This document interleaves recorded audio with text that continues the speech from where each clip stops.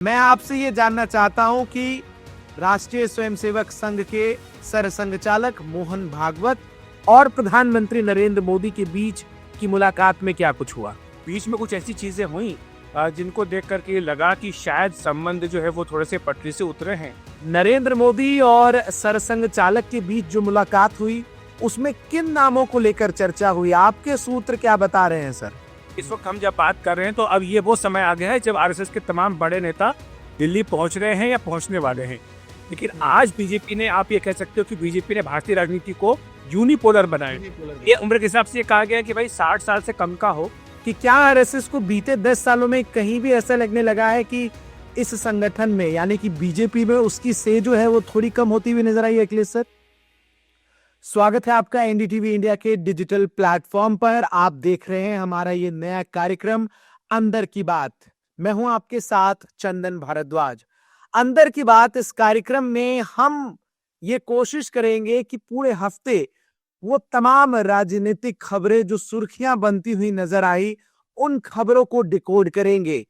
हम उन तमाम खबरों को आपके सामने विस्तृत तरीके से रखने का प्रयास करेंगे जो टीवी के टाइम कांस्टेंट वाले फॉर्मेट में विस्तार से आप नहीं जान पाते। हमारे साथ इन खबरों को डिकोड करने के लिए वो तमाम मेहमान जुड़ेंगे जो कि उन खबरों के एक्सपर्ट हैं, जो कि कई सालों से उस क्षेत्र से जुड़ी खबरों को कवर करते हुए नजर आते हैं। आज अंदर की बात का ये पहला एपिसोड है और इस पहले एपिसोड में इस वक्त भारतीय राजनीति में मौजूद जो सबसे बड़ा यक्ष प्रश्न है उसी पर हम बातचीत करेंगे, उसी पर हम चर्चा करेंगे। और ये प्रश्न है कि आखिर भारतीय जनता पार्टी का अगला अध्यक्ष कौन होगा। साथ ही बातचीत करेंगे बीजेपी और संघ के मौजूदा दौर में संबंधों की और भी बहुत कुछ जो टीवी में हेडलाइंस की खबरों में आप विस्तार से नहीं जान पाते। कुछ ऐसे एनेक्डोट्स, कुछ किस्से, कहानियां साझा करने के लिए मेरे साथ इस वक्त जुड़ रहे हैं एनडीटीवी के वरिष्ठ पॉलिटिकल एडिटर अखिलेश शर्मा जी। बहुत बहुत स्वागत है अखिलेश सर आपका। धन्यवाद चंदन, थैंक यू। क्योंकि मैंने कहा कि आज की भारतीय राजनीति का जो सबसे बड़ा यक्ष प्रश्न है उसका आपको उत्तर देना है, तो युधिष्ठिर की भूमिका में आप हैं। तो थोड़ा पीछे से मैं शुरू करूंगा सर। अभी कुछ दिनों पहले ही प्रधानमंत्री नरेंद्र मोदी प्रधानमंत्री बनने के बाद औपचारिक तौर पर नागपुर के दौरे पर जब गए तो उस संघ के मुख्यालय पहुंचे। हमने वो तमाम तस्वीरें देखी खबरी पर ही कि आखिर क्या कुछ हुआ। मैं आपसे ये जानना चाहता हूं कि राष्ट्रीय स्वयंसेवक संघ के सरसंघचालक मोहन भागवत और प्रधानमंत्री नरेंद्र मोदी के बीच की मुलाकात में क्या कुछ हुआ। देखिए, मुलाकात जो थी चंदन, वो मोटे तौर पर यह कहा जा सकता है कि जो एक आइस थी आरएसएस और बीजेपी के बीच में, खास तौर से पीएम नरेंद्र मोदी को लेकर जो बातें कही जा रही थी, उस आइस को ब्रेक करने का ये प्रयास था। वो इसलिए क्योंकि बीच में कुछ ऐसी चीजें हुई जिनको देख करके लगा कि शायद संबंध जो है वो थोड़े से पटरी से उतरे हैं। और मुझे लगता है कि ये जो यात्रा थी ये एक बड़ा संदेश देने के लिए भी थी, क्योंकि इससे पहले भी, नागपुर जाने से पहले भी पीएम मोदी ने कुछ ऐसे बयान दिए थे जिससे लगा था कि शायद जो गलतफहमियों की बात की जा रही है या जो गलतफहमियां फैलाने की कोशिश की जा रही है उन्हें वो दूर करना चाहते हैं। जेपी नड्डा के उस बयान का जिक्र कर रहे हैं अखिलेश सर, जो उन्होंने 24 के चुनाव से पहले दिया था। 24 के चुनाव के दौरान ही उनका जो बयान आया था, द इंडियन एक्सप्रेस को एक उन्होंने इंटरव्यू दिया था। उसमें जब उनसे पूछा गया था कि आरएसएस बीजेपी के रिश्ते क्या हैं, तो इस पर उन्होंने कहा था कि देखिए, पहले तो बीजेपी को जरूरत पड़ती थी, लेकिन अब बीजेपी खुद समर्थ हो गई है अपना खुद का काम देखने के लिए। इसके बाद ये मैसेज निकाला गया कि शायद बीजेपी को आरएसएस की जरूरत नहीं है और शायद इसीलिए आरएसएस के जो कार्यकर्ता हैं, स्वयंसेवक के, उन्होंने अपना हाथ कुछ पीछे खींचा और बीजेपी का सीटें जीतने का लक्ष्य था, 350 सीटें अपने बूते, 400 सीटें एनडीए के सहयोगियों के बूते, वो लक्ष्य पार्टी पूरा नहीं कर पाई और पिछली बार की तुलना में सीटें कम हो गई। तो ये भी एक उसका कारण माना। तो हुई क्या बातचीत सर? एक आइस ब्रेक तो हुआ, लेकिन मैं इस बातचीत में एक तो मैं ये जानना चाह रहा हूं सर, और कौन कौन से वरिष्ठ अधिकारी बीजेपी से या संघ से इस पूरी मुलाकात में मौजूद थे? देखिए, ये जो मुलाकात हुई थी ये दरअसल जब केशव स्मृति मंदिर, जिसको कि एक स्मारक है, मेमोरियल है, जो आरएसएस के फाउंडर थे काम हेड के बार उनकी स्मृति में बनाया गया है। और उसके साथ साथ जो दूसरे सरसंघ चालक थे गुरु गोलवलकर जी, उनकी भी स्मृति में ये बनाया गया है मेमोरियल। तो ये दोनों ही जो शीर्ष नेतृत्व रहा है आरएसएस का, उनको मेमोरी में याद करते हुए ये बनाया गया था। और पीएम मोदी वहां पर अपनी श्रद्धांजलि देने के लिए गए थे। जो केशव स्मृति न्यास है, जो मंदिर का जो पूरा संचालन करते हैं उस परिसर का, उसमें भैयाजी जोशी जो है वो उसके प्रमुख है। तो मोहन भागवत के साथ साथ भैयाजी जोशी भी वहां पर मौजूद थे। और जो खबरें आई हैं उसके मुताबिक कुछ देर के लिए अलग से बातचीत हुई है सरसंघ चालक मोहन भागवत और पीएम नरेंद्र मोदी की। लेकिन मुझे लगता है महत्वपूर्ण बात यह है कि जो ऑप्टिक्स है वो ज्यादा इंपॉर्टेंट है, क्योंकि पीएम मोदी का वहां जाना और उसके बाद एक जो नेत्र चिकित्सालय उसका फाउंडेशन स्टोन ले करना, उसका नाम भी केशव नेत्र चिकित्सालय रखा गया है, जो कि पहले सरसंघ चालक के नाम पर है। तो वहां उनका मोहन भागवत के साथ मंच साझा करना, ये अपने आप पे दिखाता है कि ऑप्टिक्स के लिहाज से काफी महत्वपूर्ण था। और जो शुरुआत में मैंने कहा कि एक आइस ब्रेक करने का प्रयास था, उसके लिए ये बिल्कुल सटीक मौका था कि मोदी के नागपुर गए और वहां पर वो मोहन भागवत के साथ नजर। और ये मौका ऐतिहासिक भी था क्योंकि इसी संघ की पाठशाला से निकले एक स्वयंसेवक प्रधानमंत्री का सफर तय करते हैं और तीसरी कार्यकाल में वो होते हैं, फिर वो वहां जाते हैं। सर, अब सवाल यहाँ पर यह है कि आपसे भी मेरी कई बार कई मौकों पर जब बातचीत हुई बीते मार्च के महीने, तो आप मुझे ये कहते नजर आए कि अप्रैल के महीने में बीजेपी को उसका राष्ट्रीय अध्यक्ष मिल जाएगा। पेच कहां फंस रहा है सर? नरेंद्र मोदी और सरसंघ चालक के बीच जो मुलाकात हुई उसमें किन नामों को लेकर चर्चा हुई? आपके सूत्र क्या बता रहे हैं सर? देखिए, थोड़ा सा यहाँ पर हमें ये ठीक करना जरूरी है चंदन, की जो परसेप्शन बनता है कि आरएसएस प्रमुख मोहन भागवत और पीएम नरेंद्र मोदी मिले तो दोनों के बीच में नामों पर चर्चा हुई कि इसको अध्यक्ष बनाना चाहिए, उसको अध्यक्ष बनाना चाहिए। दरअसल इस तरह से आरएसएस और बीजेपी के बीच में चीजें नहीं होती हैं। पहली बात तो ये कि अगर कोई नाम तय हो गया होता तो अभी तक तो चुनाव हो गया होता और नया अध्यक्ष पार्टी को मिल भी गया होता। लेकिन चूंकि किसी एक नाम पर सहमति नहीं बन पा रही है, यही कारण है कि इसमें देरी हो रही है। और देरी के लिए हमको थोड़ा सा और पीछे जाना होगा, क्योंकि राष्ट्रीय अध्यक्ष का चुनाव तो तब होगा जब कम से कम 19 राज्यों में बीजेपी के संगठन के चुनाव हो जाएंगे। क्या सवाल की क्या जी? हाँ जी, 15 राज्यों के ये भी चुनाव हुए हैं, 4 राज्यों के कम से कम अभी और होना है। उसमें भी 2 महत्वपूर्ण राज्य हैं, गुजरात और उत्तर प्रदेश, जहाँ से दोनों से पीएम नरेंद्र मोदी का संबंध है। और गृह मंत्री अमित शाह और पीएम मोदी का तो गृह राज्य है गुजरात। तो वहां के अध्यक्ष का जब तक चुनाव नहीं होगा, जाहिर सी बात है कि राष्ट्रीय अध्यक्ष के चुनाव की बात आगे नहीं बढ़ेगी। लेकिन नाम की जहां तक बात है, जैसा मैंने कहा कि नाम पर अभी कोई सहमति नहीं बन पाई है, यही कारण है कि देरी हो रही है। लेकिन इसमें हमें कुछ जो जानकारी मिली वो जरूर हम बताना चाहते हैं कि इसमें आरएसएस की ओर से दरअसल नाम वैसे नहीं रखा जाता है। आरएसएस ये कह सकता है कि देखिए। हाँ सर, मैं चाहूंगा आप जरा हमारे तमाम दर्शकों को, चूंकि आप दोनों ही तरफ की चीजों को समझते कवर करते हैं, ये जो एक आम परसेप्शन है कि अध्यक्ष में एक नाम जो अभी तक नजर आता है कि कुछ नाम बीजेपी सजेस्ट कर रही है और कुछ नाम संघ, कैसे तय होता है बीजेपी के राष्ट्रीय अध्यक्ष? मैं ये चाहूंगा अगर आप हमारे तमाम दर्शकों को समझा सके। देखिए, थोड़ा सा तकनीकी मामला है। अगर हम राजनीतिक मुद्दे की बात करें तो वो तो आरएसएस के नेताओं के बीच में और बीजेपी के नेताओं के बीच में कम्युनिकेशन रहता है। और अभी इस वक्त हम जब बात कर रहे हैं तो अब ये वो समय आ गया है जब आरएसएस के तमाम बड़े नेता दिल्ली पहुंच रहे हैं या पहुंचने वाले हैं। तो उसके बाद जो गति है नए राष्ट्रीय अध्यक्ष के चयन की, वो उस प्रक्रिया में तेजी आएगी, क्योंकि सारे बड़े नेता दिल्ली में मौजूद रहेंगे। अगले एक सप्ताह काफी गतिविधियां आरएसएस बीजेपी के मोर्चे पर होने जा रही हैं। जैसे कि अभी कुछ देर पहले मुझे फोन आया था, एबीवीपी जो कि आरएसएस का छात्र संगठन है, उसका राष्ट्रीय कार्यालय, उसका उद्घाटन 22 तारीख को यहाँ होने जा रहा है दिल्ली में। संघ प्रमुख मोहन भागवत उसके लिए उपस्थित रहेंगे। ऐसे ही संघ के कई बड़े नेता, चाहे कृष्ण गोपाल हो चाहे अन्य बड़े नेता हो, वो भी दिल्ली में रहने वाले हैं। तो मुझे लगता है कि उस दौरान ये प्रक्रिया और जो बातचीत है ये ज्यादा तेज गति पकड़ेगी।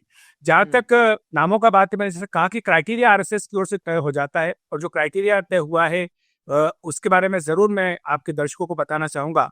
कि पहली बात ये है कि ये चाहते हैं कि जो संगठन का इतना बड़ा विस्तार हो गया है, 12 करोड़ मेंबर्स बीजेपी के बन गए हैं, दुनिया की सबसे बड़ी पॉलिटिकल पार्टी बीजेपी बन चुकी है।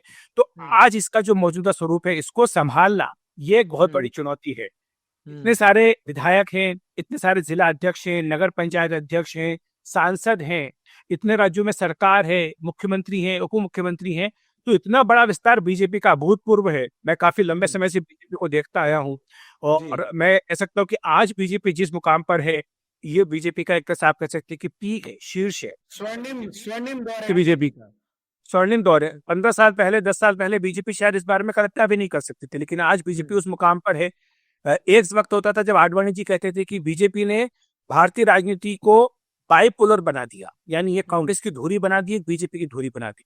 लेकिन आज बीजेपी ने, आप ये कह सकते हो कि बीजेपी ने भारतीय राजनीति को यूनिपोलर बनाया, एक ध्रुवी बना दिया कि बीजेपी एक अकेली ध्रुव बन गई है और बाकी पार्टियां उसके इर्द गिर्द घूम रही है। तो मुझे लगता है कि इस लिहाज से काफी महत्वपूर्ण रहेगा कि एक ऐसा व्यक्ति बने जो संगठन को संभाल सके। दूसरी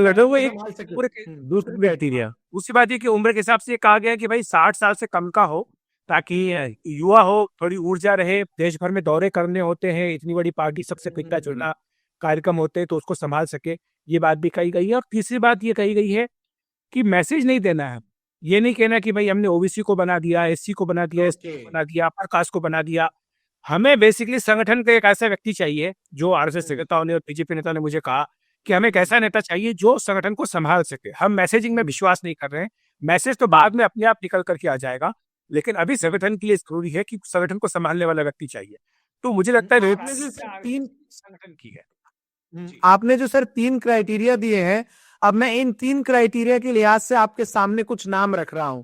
आप इन नामों को लेकर कितनी चर्चाएं हैं, इन नामों में से कौन नाम अगला अध्यक्ष हो सकता है, या कोई अलग नाम, नया नाम जो आपके सूत्र आप तक पहुंचा चुके हो, वो हमें बता दें। मुझे लग रहा था क्या, तो जब शुरुआत में कहा ना कि ये $1,000,000 क्वेश्चन है कि अध्यक्ष कौन होगा, तो मैं कहने वाला था कि आप उससे नाम मत पूछिएगा।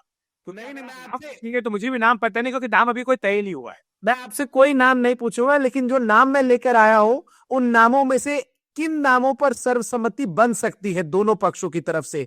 क्योंकि एक तरफ आपकी जो बातें हैं उनसे मुझे ये प्रतीत हो रहा है कि संघ इस बार इस बात को लेकर बिल्कुल एडमेंट है कि 2019 की तरह चीजें नहीं चलेंगी, कि जेपी नड्डा को राष्ट्रीय अध्यक्ष घोषित कर दिया गया। इस बार संघ का पूरा से होगा और उसी के लिहाज से अध्यक्ष चुना जाएगा। इस पर आप सहमत है सर? बिल्कुल बिल्कुल। और आपको अगर थोड़ा सा 30 सेकंड का समय अगर आप मुझे दें, तो मैं आपको इतिहास बताना चाहूंगा कि जब जनसंघ बना था, जो कि भारतीय जनता पार्टी का पुराना अवतार था, तो श्यामा प्रसाद मुखर्जी ने मिलकर के जनसंघ बनाया था। तब श्यामा प्रसाद मुखर्जी बड़े नेता थे, उनके पास पार्टी नहीं थी, और आरएसएस जो कि अपनी एक पॉलिटिकल विंग चाहता था, उसके पास नेता नहीं था। तो आरएसएस और श्यामा प्रसाद मुखर्जी साथ आए और जनसंघ बना। तब जो व्यवस्था चली आ रही, तब से चलती आ रही है कि आरएसएस की हमेशा से होती है कि अध्यक्ष कौन बनेगा, चाहे जनसंघ का अध्यक्ष हो, चाहे भारतीय जनता पार्टी का अध्यक्ष हो, वो आरएसएस की मुहर उस पर लगती है, क्योंकि आरएसएस की political wing Bharatiya Janata party है। और इसीलिए वो एक लंबा इतिहास रहा है कि उसमें कई बार टकराव भी हुआ है।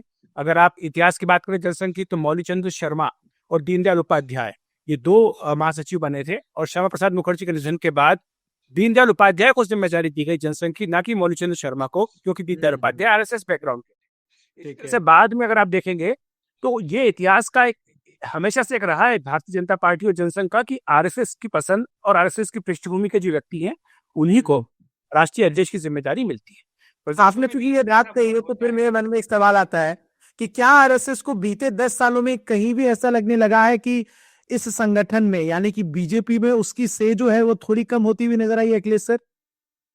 देखिए, ऐसा है कि अगर बीजेपी आरएसएस रिश्तों की बात करें, तो आज की तारीख में या पिछले 10 वर्षों में, जब से नरेंद्र मोदी ने बीजेपी की कमान संभाली और बीजेपी का चेहरा उभरे हैं, जितने बेहतर संबंध पूरे संघ परिवार के भीतर रहे हैं, उतने पहले कभी नहीं दिखाई दिए। सरकार में रहने के बावजूद भी आप अगर 6 साल जो अटल बिहारी वाजपेयी सरकार चली, तब के अगर कालखंड को देखें और तब के घटनाक्रम को देखें और तुलना करें, तो आप पाएंगे कि उस वक्त को ज्यादा परेशानी थी, न केवल अपने राजनीतिक सहयोगी दलों से थी, बल्कि परिवार के भीतर भी, चाहे स्वदेशी जागरण मंच, चाहे भारतीय मजदूर संघ हो, आए दिन कुछ न कुछ ऐसी मांगे होती थी उनकी ओर से, सार्वजनिक बयान होते थे जो कि उनके लिए परेशानी खड़े करते थे।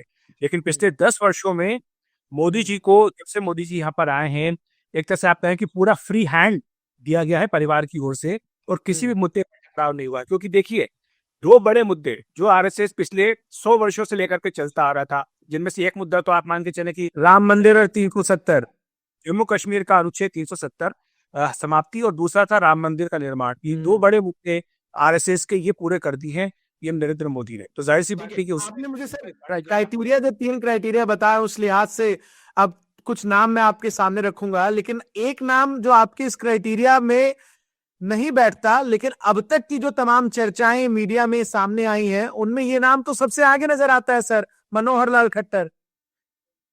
बिल्कुल, जो आपने नाम लिया है वो नाम की काफी चर्चा है, क्योंकि पहली बात तो जो उनके पक्ष में जाता है वो मैं आपको बता देता हूँ। पहली बात तो ये है कि वो आईएएस की पृष्ठभूमि के हैं, प्रशासनिक अनुभव उनका साबित हो चुका है, हरियाणा में उन्होंने सफलतापूर्वक सरकार अपनी चलाई है। तीसरी बात ये कि वो संगठन के व्यक्ति हैं, आरएसएस बैकग्राउंड से आए हैं, लिहाजा संगठन को भी समझते हैं, संघ को भी समझते हैं। और वो एक चौथी बात जो उनके साथ है, पॉजिटिव बात, ये कि पीएम नरेंद्र मोदी का उन पर काफी बड़ा विश्वास है, काफी करीबी वो पीएम नरेंद्र मोदी के माने जाते हैं। पांचवी बात ये भी कि कई भाषाओं के ज्ञाता है वो, जिसमें कि तमिल भी। और आप जानते हैं कि तमिलनाडु पर अभी बीजेपी का खास तौर से फोकस है, क्यों मई में तमिलनाडु के चुनाव भी होने जा रहे हैं, तो इस लिहाज से कई सारी बातें उनके ऊपर फिट बैठती हैं। लेकिन जो उनके खिलाफ जा सकता है वो है उनकी उम्र, 70 वर्ष के हो चुके हैं।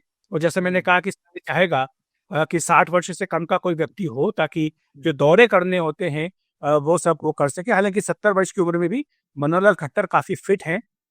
ये तस्वीर उनकी जो आती हैं, जब सीएम बतौर सीएम भी हमने उनका देखा, और आज भी उनके जो कार्यक्रम चलते हैं तो वो सब होता है। तो जो भी फैसला होगा, मुझे लगता है कि वो इन सब बातों को ध्यान में रख करके होगा। लेकिन जैसे मैंने कहा, ही बीजेपी की प्रायोरिटी संगठन को मजबूत करना ही है, तो ऐसे में उनका सबसे सटीक इस पूरी सभी नामों में आगे निकल करके आता है। मैं एक चीज और, हो सकता है ये सवाल और किसी वे में भी फ्रेम हो सकता है, पर मैं डायरेक्ट सीधा पूछता हूं सर आपसे, क्या संघ ये चाहती है कि जो बीजेपी का अगला राष्ट्रीय अध्यक्ष बने वो केवल एक यस-मैन ना हो जो शीर्ष के दो नेता हैं उनका, बल्कि एक ऐसा नेता हो जो कि सभी धड़ों को, सभी चीजों को एक साथ लेकर चलता हुआ नजर आए? क्या संघ कोई ऐसे नाम पर तलाश रहा है, विचार कर रहा है? और इसी सवाल के साथ मैं एक नाम भी आपके लिए जोड़ देता हूं कि शिवराज सिंह चौहान इस रेस में अब हैं या वो आउट हो चुके हैं? देखिए, जो आपने धड़ों की बात की, अभी तो बल्कि बीजेपी में मुझे कोई धड़ा दिखाई नहीं देता है, क्योंकि बीजेपी पर पूरा एक तरह से आप कह सकते हैं कि एक यूनिट की तरह पार्टी काम कर रही है। बीजेपी में टकराव और सर बीच बीच में चंद खबरें आती है, आज भी अखिलेश यादव ने जब वो आगरा में मौजूद थे तो वो लखनऊ बनाम दिल्ली की लड़ाई का जिक्र करते हुए नजर आए, तो इसलिए मैंने इसका जिक्र किया। नहीं, बिल्कुल। देखिए, वो तो विपक्ष में है, तो वो तो जाहिर सी बात है कि मजे लेके ऐसी बातें कहेंगे ही। लेकिन अगर ये गुटबाजी होती है लखनऊ और दिल्ली के बीच में, तो क्या आपको लगता है कि योगी आदित्यनाथ बतौर सीएम कंटिन्यू कर पाते? वो अगर उनको अगर यहाँ से समर्थन नहीं मिलता, ऐसा एजेंडे नहीं मिलती, तो मुश्किल था उनके लिए काम करना। तो अखिलेश यादव को तो चूंकि ये सूट करता, तो वो तो इस तरह की बात करेंगे ही। लेकिन बीजेपी में ऊपर से लेकर नीचे तक एक पूरी कमान बनी हुई है, स्ट्रक्चर बना हुआ है, और मुझे लगता नहीं कि उसमें कोई भी छेड़छाड़ करने की कोशिश की जाएगी। बल्कि कोशिश ये होगी, जैसा मैंने कहा, कि सरकार और संगठन में सामंजस्य और समन्वय और ज्यादा बढ़े, और इसीलिए संगठन पर चूंकि फोकस है, तो कोशिश यही होगी। देखिए, इसमें नियंत्रण की बात नहीं है, चूंकि नरेंद्र मोदी के नाम पर पार्टी को वोट मिल रहे हैं, चुनाव बीजेपी उनके नाम पर लड़ती है, बीजेपी चुनाव जीतती है। लोकसभा चुनाव में झटका लगा, लेकिन उसके लिए 3 राज्यों में, महाराष्ट्र चुनाव में जीत हुई, दिल्ली में जीत हुई। तो जाहिर सी बात है कि बीजेपी जो चेहरा जनता को पसंद आ रहा है उसी के नाम पर आगे जाएगी। ये बात स्टूड है कि आरएसएस जो है वो व्यक्तिवाद में विश्वास नहीं करता है, वो नहीं चाहता कि किसी व्यक्ति के नाम पर आगे चला जाए, क्योंकि आरएसएस एक फेस्टिस ऑर्गेनाइजेशन होता है, उसमें कोई ये चेहरा नहीं है। लेकिन बीजेपी में तो आप चूंकि पॉलिटिकल पार्टी या पॉलिटिकल फील्ड में है और आपको चेहरा लेकर कोई जाना होगा, तो इसीलिए नरेंद्र मोदी का चेहरा यहाँ पर आगे रखा गया। शिवराज सिंह चौहान सर वो इसमें है या निकल चुके हैं अभी? देखिए, शिवराज सिंह चौहान जो है वो अपनी काबिलियत तो साबित कर चुके हैं मध्य प्रदेश के मुख्यमंत्री के तौर पर। इससे पहले वो संगठन में भी रह चुके हैं, भारतीय जनता युवा मोर्चा में वो रहे हैं, पार्टी में उन्होंने कई महत्वपूर्ण जिम्मेदारियां संगठन में संभाली है, तो उनको अनुभव सब तरह का है, विश्वास भी उनको पूरा हासिल है, आरएसएस का भी और बीजेपी के नेतृत्व का भी। लेकिन क्या उनकी प्रायोरिटी अभी सरकार में रहना होगी या पार्टी नेतृत्व में रहना होगी, ये कहने की थोड़ी अभी हम देखते हुए जल्दबाजी होगी, क्योंकि मुझे ऐसा लगता है कि अभी हाल ही में वो आए हैं सरकार में, अभी 1 साल करीब होने में आया है उनको, तो ऐसे में कंटिन्यू शायद सरकार में ही करें, इस बात की संभावना ज्यादा। धर्मेंद्र प्रधान अगला नाम है, और इसके साथ ही मैं जोड़ देता हूं कि भूपेंद्र यादव, दोनों बहुत ही क्लोज प्रधानमंत्री नरेंद्र मोदी के मंत्रिमंडल में बहुत समय से प्रधानमंत्री के साथ काम करते हुए नजर आए हैं, संगठन का भी अनुभव, और उड़ीसा में बीजेपी की जीत के बाद धर्मेंद्र प्रधान का मुख्यमंत्री ना बनना, क्या ये उसी समय से इस बात के संकेत थे कि राष्ट्रीय अध्यक्ष की रेस में धर्मेंद्र प्रधान का नाम शीर्ष की पंक्ति में पहले या दूसरे नंबर पर रहेगा? देखिए, दोनों ही बहुत ताकतवर नाम हैं जो आपने बताया, चाहे धर्मेंद्र प्रधान हो चाहे भूपेंद्र यादव हों। दोनों ही ओबीसी वर्ग से आते हैं और अपने आप को साबित कर चुके हैं, न केवल पार्टी संगठन में बल्कि जब उन्हें अलग अलग राज्यों की जिम्मेदारी दी गई है बतौर चुनाव प्रभारी, तो वहां पर भी उन्होंने अपने आप को साबित किया है। दोनों का ही गृह मंत्री अमित शाह पर काफी विश्वास दोनों को मिला हुआ है। प्रधानमंत्री नरेंद्र मोदी का विश्वास उन दोनों को मिला हुआ है और अपने आप को वो काबिलियत जो है वो साबित भी कर चुके हैं। अब सरकार में भी कर चुके हैं, संगठन में भी कर चुके हैं, तो इसलिए दोनों ही दावेदार हैं। तो ये भी दोनों नाम है दिलचस्प रहेंगे, चाहे मनोहर खट्टर हो, चाहे शिवराज सिंह चौहान हो, भूपेंद्र यादव, धर्मेंद्र प्रधान, ये सारे वो नाम है जो लगातार चर्चा में चले। मैं अब अखिलेश सर आपसे चाहूंगा, क्योंकि आपकी तमाम बड़े नेताओं से दोनों तरफ संघ के भी और बीजेपी की बातचीत होती है, जो क्राइटेरिया आपने बताया 60 वाला, उसके हिसाब से कौन से नाम हैं जो इस वक्त आपको लग रहा है कि चर्चा में आ रहे हैं और वो हो सकते हैं उम्मीदवार, दावेदार? ये उस हिसाब से तो देखिए, भूपेंद्र यादव, धर्मेंद्र प्रधान, ये दोनों ही आते हैं क्योंकि दोनों ही 60 वर्ष से कम उम्र के हैं। दोनों ही संगठन प्रहलाद जोशी? चुके हैं। कौन? प्रहलाद जोशी? प्रहलाद जोशी देखिए कर्नाटक के हैं, बड़े नेता हैं और वो भी इस क्राइटेरिया में आते जरूर हैं, लेकिन क्या उनको पार्टी अपनी कमान सौंपेगी, ये जरा सोचने की बात होगी। क्योंकि जैसे मैंने कहा कि बीजेपी को मैसेजिंग नहीं देना चाहती है, बल्कि संगठन पर अपना फोकस करना चाहती है कि संगठन थोड़ा मजबूत है। क्योंकि अगर आप प्रहलाद जोशी को बनाते तो आप ये क्राइटेरिया लगा सकते हैं कि मैसेज दे रहे हैं कि साउथ के लिए मैसेज दिया जा रहा है, लेकिन जैसे मैंने कहा कि मैसेजिंग की भी बात नहीं हो रही है, अभी संगठन में फोकस करने की बात। बीच में सर चर्चाएं इस बात की भी उठी थी कि कोई महिला बीजेपी की राष्ट्रीय अध्यक्ष हो सकती है।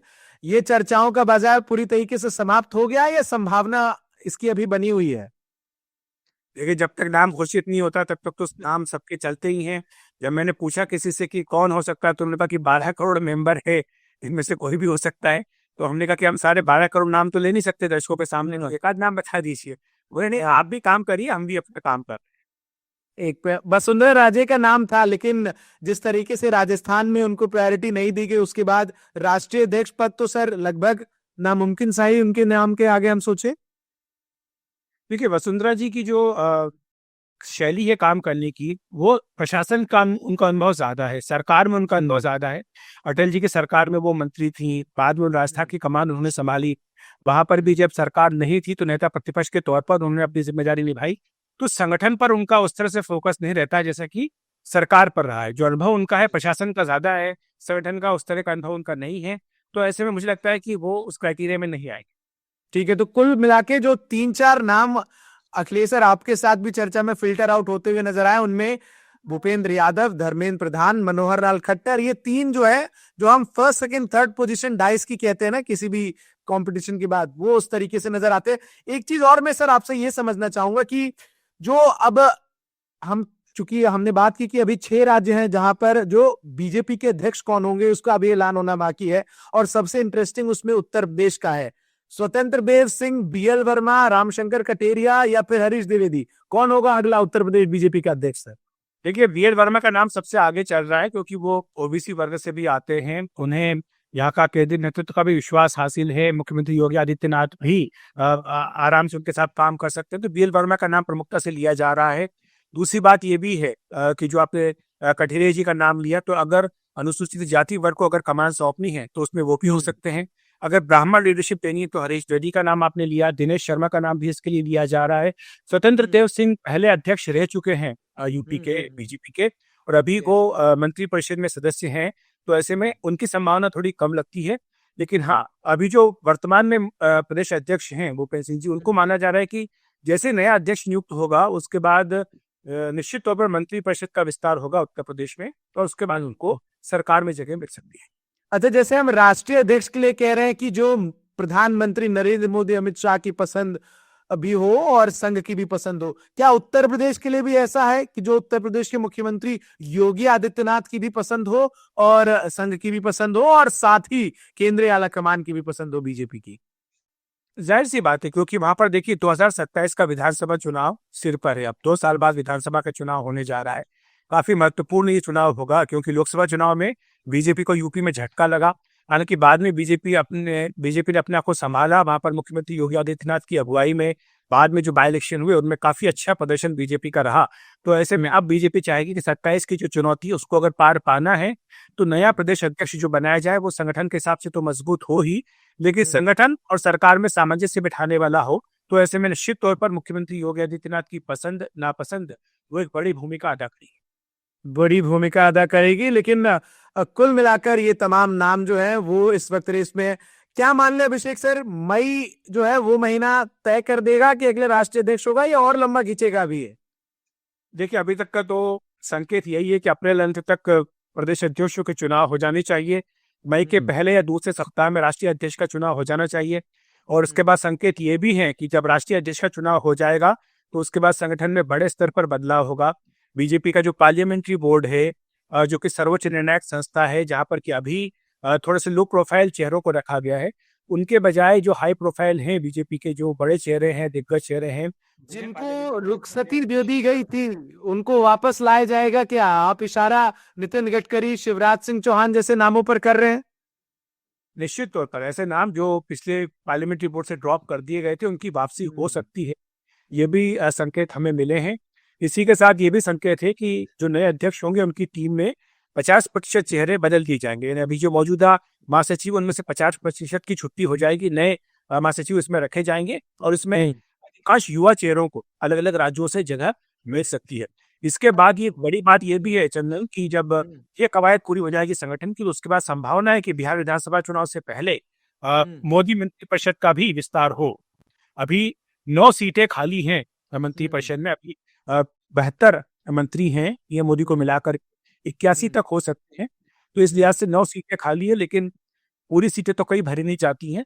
लेकिन 2014 से 19 के बीच में, माफ कीजिएगा 19 से 24 के बीच में 78 सीटों पर मंत्री रखे गए थे। तो यानी 78 की अधिकतम संख्या तक गए थे। तो अभी भी इस हिसाब से देखा तो 5 से 6 नए मंत्री बन सकते हैं। बड़ी अपडेट आप दे रहे हैं कि पहले होंगे राष्ट्रीय अध्यक्ष के चुनाव, उसके बाद संगठन में फेरबदल और फिर केंद्रीय मंत्रिमंडल में भी जो है वो लोगों को आगे पीछे किया जाएगा, कुछ लोगों को ड्रॉप किया जाएगा, कुछ को पहले किया इंक्लूड किया जाएगा। क्या ये बिहार चुनाव से पहले होंगे सर, ये चुनाव के बाद में? देखिए, 2 संभावना, या तो बिहार विधानसभा चुनाव से पहले हो या फिर पश्चिम बंगाल विधानसभा चुनाव के बाद। लेकिन पश्चिम बंगाल विधानसभा चुनाव और बिहार विधानसभा चुनाव के बीच में नहीं होंगे, ऐसा हमें सूत्र जानकारी दे रहे हैं। कोशिश ये रहेगी कि बिहार विधानसभा चुनाव से पहले हो ताकि एक मैसेजिंग बिहार में दी जा सके, पश्चिम बंगाल के लिए मैसेजिंग दी जा सके।